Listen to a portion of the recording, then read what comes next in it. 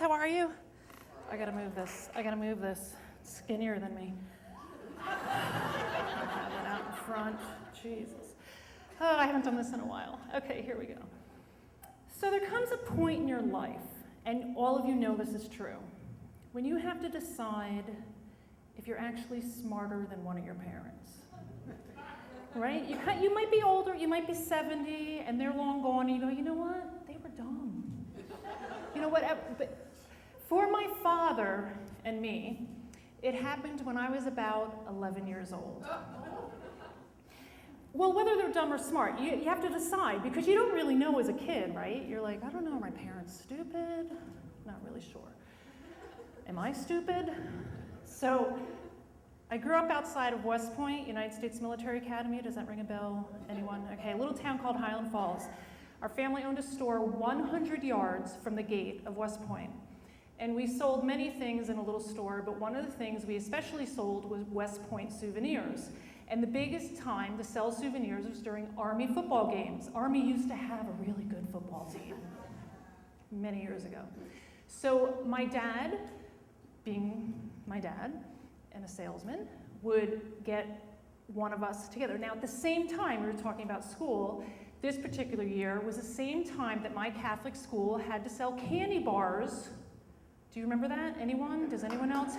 You had to sell boxes of chocolate bars to support the Catholic school. Meanwhile, the Pope, we won't go there. So so my dad says, come down, I'm gonna put you to work, right? So I go down to the store, I'm 11, I have my little brother with me, and he has me with my boxes of chocolates, and he's now covered my entire body and my little brother's entire body with Go Army football pins. We have stacks of hats on top of our heads, and my little brother is holding pennants in his hand. And our job is to go across the street, Main Street, to where all the bus loads of fans are going to West Point, and you get on a bus, you sell as many of those as you can, and then you get off the bus, get on the next one, and keep going. And he tells us the price. Hats are $5. Then the pennants were $2, the candy's $1, and the pins are $1. Don't get involved with change. Just take singles, $5. Don't start changing the numbers.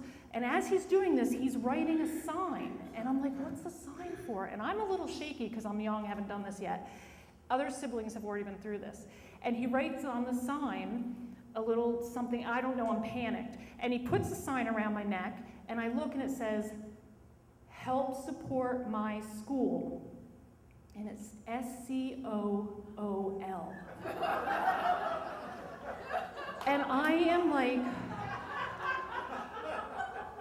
oh my God, my dad's stupid.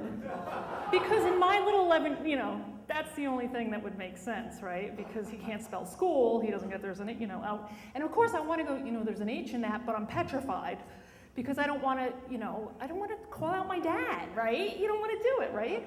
So, but now I'm like anxiety, and meanwhile my little brother's there looking like a pack mule of stuff, and we're going across the street, and I'm like, oh my God, this isn't gonna happen. I can't go on this bus. These people are gonna mock me, and I'm losing my sales. I didn't have any to begin with, and now I'm going over with SCOOL. I get on the bus, first bus. It goes really poorly because, of course, they make fun of me, right? What are you, dumb? It's okay, So I maybe sold a couple things. I get off the bus and I can see my father in the window watching, and typically we would be stripped of things. My little brother would run back, get more, and we'd go back. And I get on the second bus, not going good. And then you see him after the second bus, and I'm going across the street, and he's like, what is going on? You guys aren't selling anything. You only have 2 hours of traffic you gotta work. What is going on? And I see all the guys in the drinking coffee and smoking cigarettes, and they're watching. I whisper to my dad, I go, you misspelled school. And he goes, you idiot. I know I misspelled school. It's so they think you're dumb and you need help. And he calls back to the guys, and he's like, she told me I misspelled school. And they're all laughing, and I realize I'm the idiot. He did it on purpose. Right? He did it on purpose so they would think, oh, we got to buy candy from this kid. The school needs help. So now I'm like, what? He goes, look. And he starts whispering to me, people are awkward.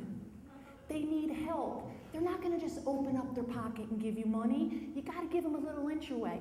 Let them talk to you. Let them, play a little with them and da-da-da. And I'm like, oh, okay. So now I get on the bus with my brother, and they're calling me, hey, oh, look at this girl. She can't even spell school. And I'm like, I know, it's really bad. And we're going, and I am working the buses.